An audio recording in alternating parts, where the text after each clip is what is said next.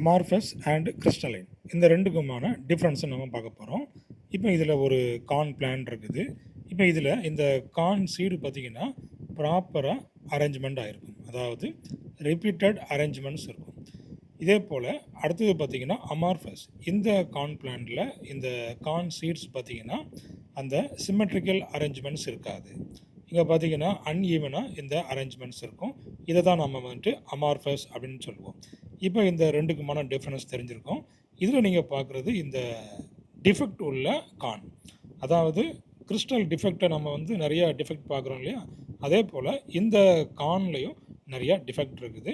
ஏதாவது ஒரு corn seed பதில் அதில் கேப் இருக்குது, இல்லைன்னா அதில் டிஃபெக்ட் இருக்குது. இப்போ இது பார்த்திங்கன்னா அடுத்த எக்ஸாம்பிள், அதாவது கிறிஸ்டலினுக்கான அனதர் ஒன் எக்ஸாம்பிள்.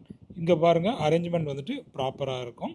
இப்போ இதே போல் இந்த பாப்கார்னில் பார்த்திங்கன்னா அந்த அன்ஈவன் அரேஞ்ச்மெண்ட்ஸ், அதாவது அமார்ஃபஸுக்கு இதை நம்ம எக்ஸாம்பிளாக சொல்லலாம்.